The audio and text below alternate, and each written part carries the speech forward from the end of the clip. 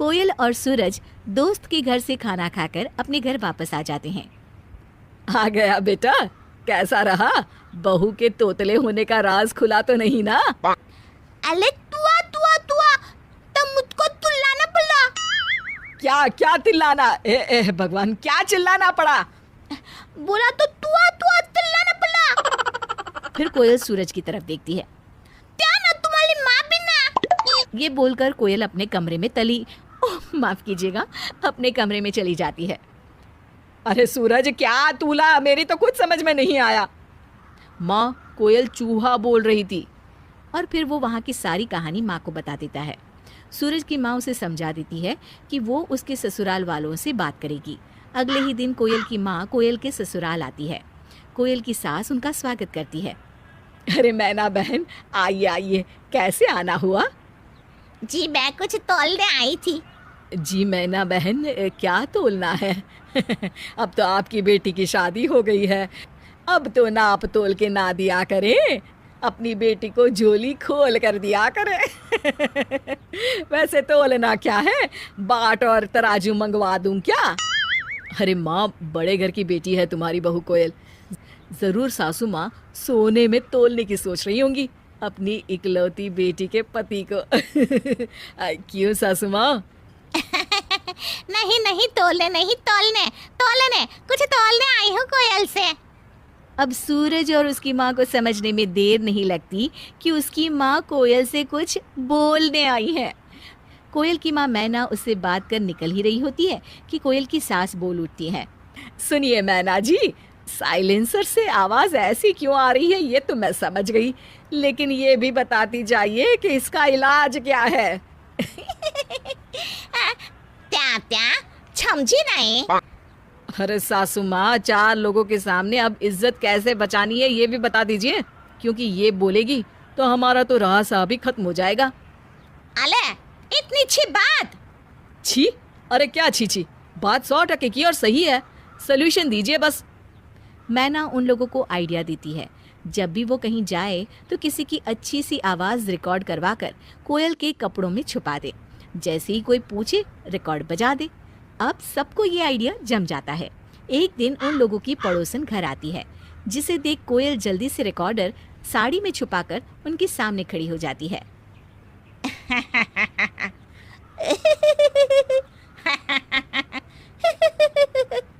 पड़ोसन इरिटेट हो जाती है। अरे चीनी चाहिए थी 1 कटोरी, शाम को वापस कर दूंगी। कोयल का तो रटा रटाया सा ही रिकॉर्डर बज जाता है। कोयल, कोयल नाम है मेरा। हाँ हाँ, पता है पता है, पता तो वैसे बहुत कुछ है, लेकिन तू ठीक हो गई क्या?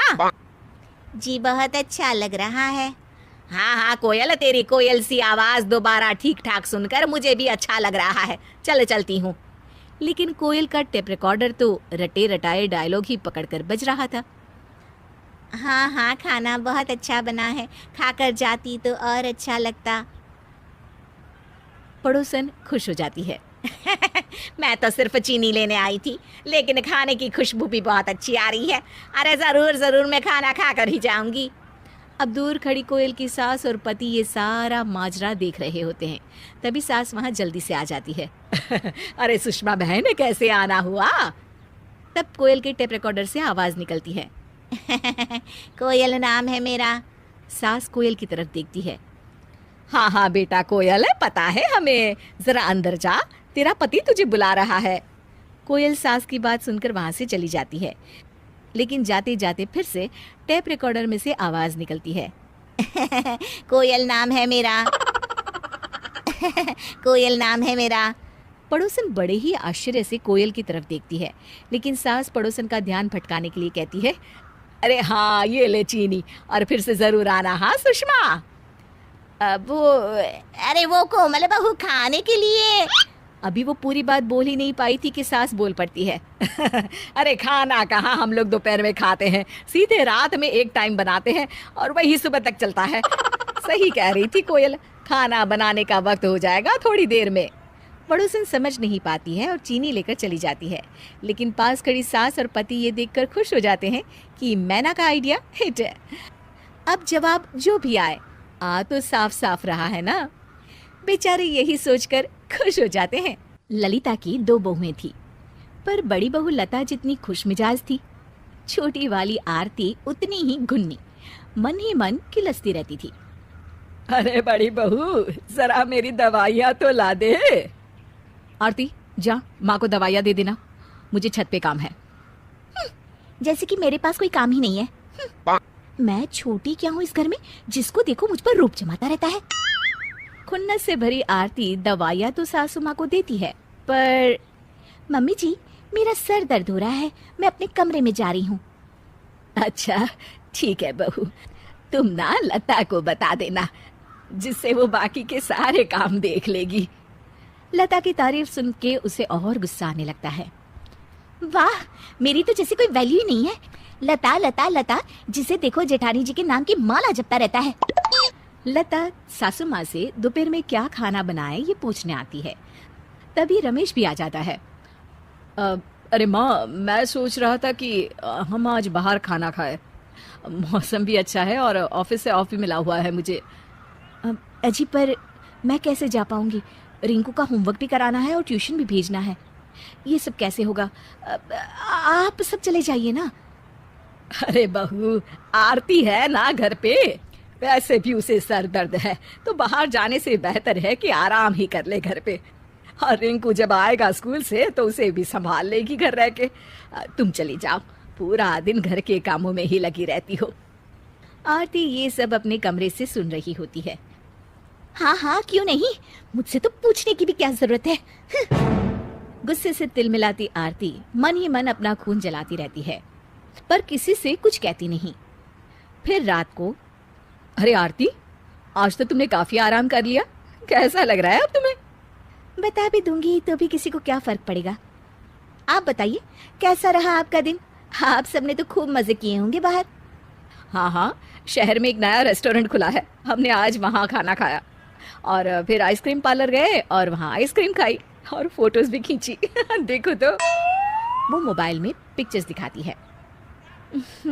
सही है, आपके तो मजे ही मजे हैं घर में। लता सासू माँ के लिए चाय लेकर जाती है।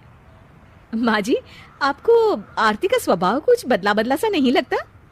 नहीं तो बहू, क्यों, क्या हुआ? कुछ कहा क्या आरती ने? नहीं माँ, कहा तो कुछ नहीं, बस लगा मुझे शायद मैं ही ज्यादा सोच रही हूँ। फिर लता बचे हुए काम करने के लिए रसोई घर में चली जाती है। अरे आरती बहू, कहाँ है? जरा मेरे पैर तो दबा दे। आए राम, दर्द से टूटे जा रहे हैं। आई मम्मी जी। अरे बहू, हाथों में ताकत नहीं है क्या?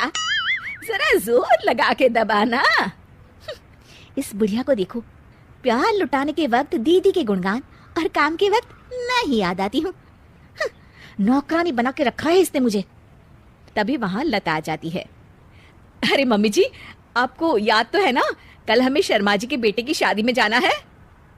तो आ गई अपने नंबर बढ़ाने।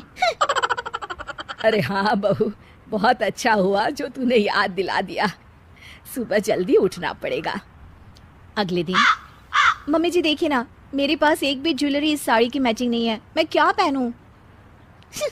सब ड्रामा है, सासू माँ के गहने हड़पने के लिए। बड़ी आई।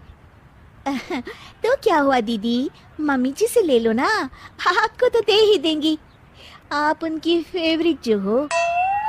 लता ठंडी आंखों से सासू माँ की तरफ देखती है।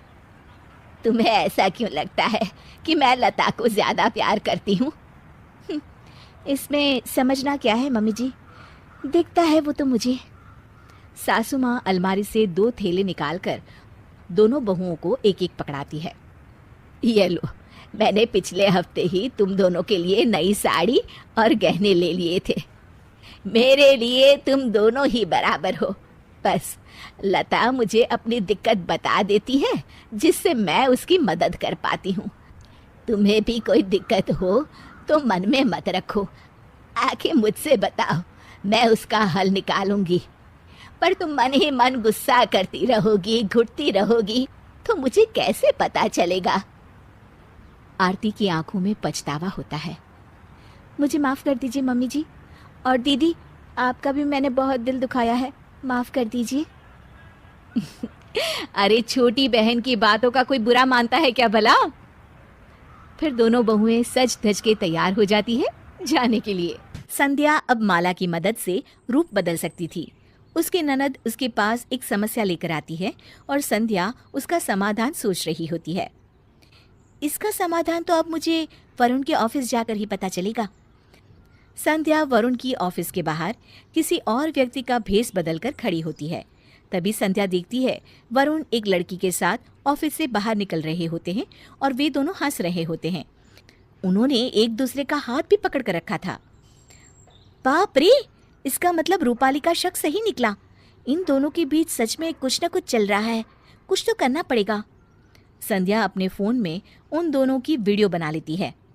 इस वरुण को तो सबक सिखाना ही पड़ेगा। मेरी ननद से शादी करेगा? अभी बताती हूँ इससे। संध्या उस लड़की का भेष बना लेती है और वरुण के सामने आ जाती है।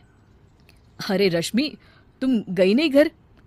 मुझे पता चल गया है कि तुमने मुझसे झूठ बोला है। तुम बहुत बेशर्म इंसान हो।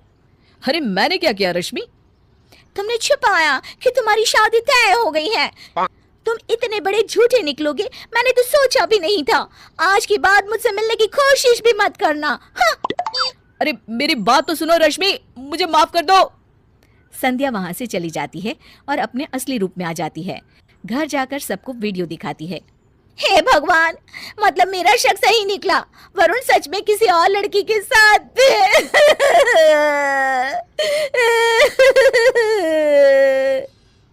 अरे तू रो क्यों रही है?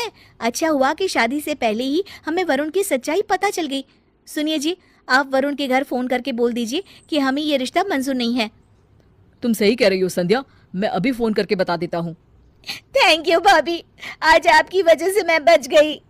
संध्या अपने कमरे में आ जाती है और बहुत खुश हो रही होती है। अब मजा आया रूपाली की प्रॉब्लम सॉल्व करके। संध्या, तू तो सुपर वुमन बन गई है। क्या बात है। उफ, ये सुपर वुमन तो थक गई है। आज बहुत काम किया, कुछ देर सो जाती हूँ। एक दिन संध्या शॉपिंग कर रही होती है। तभी उसकी नज़र एक बहुत ही सुंदर हार पर पड़ती है। संध्या उस हार को देखती ही रह जाती है। अरे वाह, ये तो बहुत ही खूबसूरत हार है। काश ये हार मेरे पास होता, पर यह हार तो बहुत महंगा होगा। संध्या जाने लगती है और फिर उसे एक तरकीब सूझती है। क्यों ना मैं ये हार शॉपकीपर बनकर ले लूं, फिर तो मुझे इसका पैसा भी नहीं देना पड़ेगा। संध्या देखती है जैसे ही शॉपकीपर बाहर जाता है वो शॉपकीपर का रूप बदलकर दुकान में आ जाती है और दुकान की देखभाल करते हेल्पर से कहती है, सुनो। जी मालिक। ये हार पैक कर दो, इसकी डिलीवरी करनी है। जी मालिक। संध्या वो हार लेकर शॉप से बाहर निकलती है और बहुत खुश हो जाती है। वाह, अब तो ये हार हुआ मेरा। और तभी संध्या की जादुई माला टूटकर बिखर जाती है और वो अपने असली रूप में आ जाती है। अरे, ये मेरा रूप कैसे बदल गया? मुझे यहाँ से जल्दी निकलना चाहिए वरना पकड़ी जाऊंगी। संध्या जैसे ही भागने लगती है शॉपकीपर वहां आ जाता है और संध्या को भागते देख लेता है। ए, चोर चोर चोर! संध्या हार वहीं छोड़कर भागने लगती है और शॉपकीपर अपना हार उठाकर अंदर चला जाता है। संध्या भागते भागते गड्ढे में गिर जाती है। भगवान, अरे मर गई रे, मेरी तो कमर ही टूट गई। तभी एक गाड़ी आकर उस पर कीचड़ मार देती है। वो धीरे धीरे चलकर अपने घर जा रही होती है। शायद ये मेरे बुरे काम का ही फल है जो मुझे मिला है। मुझे माफ कर दो भगवान, अब ऐसा कोई काम नहीं करूंगी। संध्या को उसके किए की सजा भी मिलती है और उसे अपनी रूप बदलने वाली जादुई शक्ति से भी हाथ धोने पड़ते हैं। बरखा और मयूरा दोनों भी देवरानी जेठानी होती हैं। बरखा की छोटी बेटी होती है तारा जो 5 साल की है। वहीं मयूरा का एक बेटा होता है ओमकार जो 4th कक्षा में पढ़ रहा होता है। रोज की तरह ओमकार स्कूल से लौटता है और आज तो उसने एक ट्रॉफी भी लाई होती है अपने साथ। दादी, दादू, ये देखिए, मैं दौड़ प्रतियोगिता में पहले आया और ये ट्रॉफी मिली मुझे। अरे वाह वाह वाह, जीते रहे ओमी, क्या बात है। तू तो अभी से ही हमारे खानदान का नाम रोशन कर रहा है। बहुत खूब ओमी बेटा, ऐसे ही अपने दादू दादी और मम्मी पापा का नाम रोशन करते रहो। भगवान तुम्हें बहुत तरक्की दे। बधाई हो उमी, आज मैं तुम्हारे लिए तुम्हारे मनपसंद व्यंजन बनाऊंगी खाने में। और मैं तुम्हारे लिए तोहफा लाऊंगा। बहुत अच्छा मेरा लड़का, मुझे बहुत गर्व है तुम पर। और तुम्हारा चाचा तुम्हें आज मॉल में खेल खेलने ले जाएगा। हाँ ये थैंक यू। सभी ओमकार की तारीफें करते हैं और उसे प्यार करते हैं, पर ये सब बरखा को अच्छा नहीं लगता। वो अपने कमरे में आ जाती है और कहती है, जिसे देखो दिन रात बस उम्मी उम्मी उम्मी करते रहते हैं इस घर में। कोई मेरी तारा को प्यार नहीं देता। अरे क्यों देगा भला? वो एक लड़की है और ओमकार एक लड़का। अगर ऐसा ही रहा ना तो ये बुढ़िया मेरी सास एक दिन सारी जायदाद उस ओमकार के नाम कर देगी और मेरी बेटी उसे एक फूटी कौड़ी नहीं मिलेगी। नहीं नहीं, मैं ऐसा नहीं होने दूंगी। अरे अभी तो मेरी बेटी 5 साल की है, अभी तो पूरी जिंदगी पड़ी है उसके सामने। और मैं ससुराल में सबके मंसूबों को अच्छे से जानती हूँ। जेठानी जी के बेटे को मैं इस परिवार की जायदाद का मालिक बिल्कुल नहीं बनने दूंगी। मैं यूं हाथ पे हाथ धरे नहीं बैठूंगी, कुछ तो करना होगा। मम्मा कार्टून लगाओ ना टीवी पे। हाँ बेटा, अब देखना जेठानी जी, इस देवरानी की बेटी ही बनेगी जायदाद की असली मालकिन। बरखा को लगता है कि सब मयूरा और कार्तिक के बेटे ओमकार की तारीफ करते हैं और उसे ही महत्व देते हैं। और इससे पहले कि सास मनोरमा और ससुर धनराज ओमकार के नाम सारी जायदाद कर दे, बरखा ओमकार को नुकसान पहुंचाना शुरू कर देती है। वो मनोरमा के कमरे में जाकर उसके ड्रॉअर में से कुछ पैसे चुराकर ओमकार की बैग में डाल देती है। और जब मनोरमा ड्रॉअर में से पैसे को गायब देखती है तब वो चिल्ला पड़ती है, हाय राम, मेरे पैसे कहाँ चले गए? इसी ड्रॉअर में तो रखे थे। वो हॉल में आकर सबको बुलाती है और बताती है कि उसके पैसे चोरी हो गए हैं। अरे मनोरमा, पैसे चल के थोड़ी ना जाएंगे कहीं पे, कमरे में ही होंगे, ध्यान से देखो ना। हाँ माँ जी, आपने ठीक से चेक किया ना? अरे मैंने पूरे कमरे की जांच कर ली लेकिन कहीं नहीं है। माँ जी एक काम करते हैं, हम ना पूरे घर में ढूंढते हैं, क्या पता आप कहीं रखकर भूल गई हो या किसी कोने में गिर गए हो आपके पैसे। हाँ बरखा बहू तो सही कह रही है, मुझे वो पैसे हर हाल में खोजने होंगे। कोई मामूली छोटी मोटी रकम नहीं थी, पूरे 2000 रुपए थे।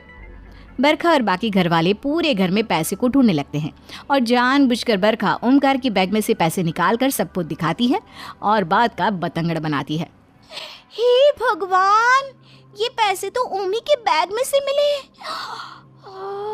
इसका मतलब ओमी ने पैसे चोरी किए थे। ओमी, तूने पैसे चुराए? ये उम्मीद नहीं थी तुझसे बेटा। हाँ ओमी, बहुत गलत किया तूने। लेकिन दादी दादू, मैंने कुछ नहीं किया, मेरा यकीन मानिए। चलो कमरे में आओ, आज से तुम्हारा वीडियो गेम और बाहर जाना बंद। आजकल बहुत घूम रहे हो ना मोहल्ले के आवारा लड़कों के साथ। बरखा ये सब देखकर मन में फूट कर हंसती है और खुश होती है। एक बार बरखा मनोरमा के सूप में मिर्च मिला देती है और फिर ओमकार को रसोई में भेजती है ये कहकर कि सुनो ओमी बेटा, किचन में ना एक सूप रखा है कढ़ाई में, बस देख के आओ ना कढ़ाई ढकी है या खुली। ठीक है चाची। ओमकार जब रसोई में कढ़ाई ढकने जाता है तभी वहाँ मनोरमा आ जाती है। क्या कर रहा है तू यहाँ? पढ़ाई लिखाई छोड़ दी है क्या तूने? जा जाकर पढ़ाई कर। मनोरमा सूप को चखती है और उसे इतना तीखा लगता है कि वो चीखते चिल्लाते हुए नाचने लगती है। हाय राम,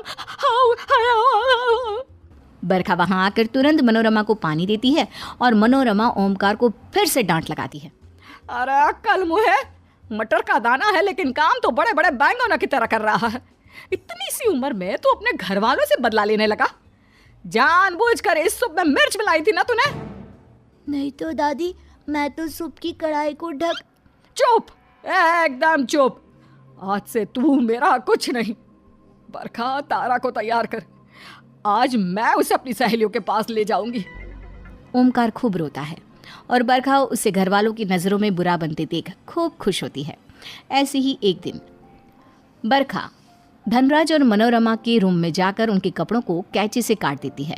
धनराज का चश्मा भी तोड़ देती है और फिर ओमकार से कहती है, उमी, तुझे सबको ऐसे दिखाना है कि ये सब तूने किया है, समझ गया? लेकिन चाची ये सब तो आप कर रही हो, मैं नहीं। मैं अभी सबको जाकर सारी सच्चाई बता दूंगा। बता दो, फिर मैं तुम्हारा वो हाल करूंगी जो तुम सोच भी नहीं सकते। कान खोलकर सुन लो ओमकार, अगर तुम कोई भी बात किसी को भी बताओगे तो मैं तुम्हें हॉस्टल छोड़ दूंगी। फिर तुम अपने परिवार से, मम्मी पापा से दूर हो जाओगे। नहीं नहीं नहीं, प्लीज ऐसा मत कीजिए चाची, मैं आपका सीक्रेट किसी को भी नहीं बताऊंगा। बेचारा ओमकार ऐसे ही हर बार बरखा के रचे जाल में फंसता जाता और घर वालों की नज़र में बुरा बनने लगता। हॉस्टल के डर से वो किसी को सच भी बताने से डरता। एक रोज़, ये लो, ये तेल है, इससे फर्श पर जाकर गिराओ और फिर जब तुम्हारी दादी आएगी तो वो फिसल कर धड़ाम से गिर जाएगी और सारा इल्जाम आ जाएगा तुम पर। नहीं चाची, मैं ये नहीं करूँगा। मेरी दादी को कमर की समस्या है, उनकी जान भी जा सकती है। प्लीज ऐसा मत कीजिए चाची, मैं आपसे विनती करता हूँ। चुप, अगर तूने ऐसा नहीं किया तो मैं तुझे सच में हॉस्टल छोड़ दूंगी, वो भी आज के आज। उतने में वहाँ मनोरमा आ जाती है। बरखा, तेरी हिम्मत कैसे हुई मेरे पोते के साथ ये सब करने की? वो तो अच्छा हुआ जो मैंने सारी बातें सुन ली। ओमकार झट से मनोरमा के गले लग जाता है। सभी घर वाले इकट्ठा हो जाते हैं और बरखा बहुत घबरा जाती है। क्या हुआ मनोरमा? ये कुलक्षणी हमारे ओमी को भड़का रही थी। पिछले कुछ दिनों से जो कुछ भी हो रहा है इसका इल्जाम हम ओमी पे लगाते आए। दरअसल उस सब के पीछे ये है। ये सुनकर सभी हैरान और भौचक्का रह जाते हैं। हाँ हाँ, है मेरा हाथ, मैंने ही किया है ये सब। आप सब सिर्फ और सिर्फ इस ओमी के ही गुणगान गाते रहते हैं, इसे ही प्यार, लाड, दुलार और स्नेह देते हैं, और मेरी बेटी इसे कुछ भी नहीं। इसी बात से चिंता होने लगी मुझे कि ऐसा ही चलता रहा तो आप पूरी जायदाद, पूरी प्रॉपर्टी ओमी के नाम कर दोगी और मेरी बेटी वो खाली हाथ रह जाएगी। और इसी बात को ध्यान में रखकर मैंने अपना लक्ष्य बना लिया कि अब मैं ओमी को आप सबकी नजरों में इतना बुरा बना दूंगी कि माँ जी और पापा जी उससे जायदाद तो दूर की बात, उससे बात भी ना करें। बरखा बहू, ये तुमने बहुत गलत किया। तारा और ओमी दोनों भी हमारी आंखों के दो तारे हैं, उन्हें हम बराबर का ही हिस्सा देंगे ना। तुम्हारी सोच और तुम्हारी नीयत ही बुरी निकली। अरे मेरा ओमी तारा से बड़ा है, उम्र के फासले को तो देखो। और दिन भर ये ओमी तारा के इर्द गिर्द ही खेलता रहता है। मैं भी तो तारा को एक माँ की तरह प्यार करती हूँ। और तुमने मेरे ओमी के साथ इतना बुरा किया बरखा? तुमने बहुत बुरा किया है बरखा। बस, अब जब ये तमाशा हो ही गया है तो इसका अंजाम भी अब तय हो जाएगा। जो बात कभी किसी ने सपने में भी नहीं सोची थी उसे इस नास पिटी ने सच मान लिया और एक मासूम से बच्चे के साथ इतना अत्याचार किया। अब मैं पूरी प्रॉपर्टी ओमी के नाम ही कर देती हूँ। बुलाओ वकील, निकालो पेपर। और फिर बरखा की इस बड़ी गलती के कारण मनोरमा सारी जायदाद ओमकार के नाम कर देती है और बरखा पछताती बैठती है।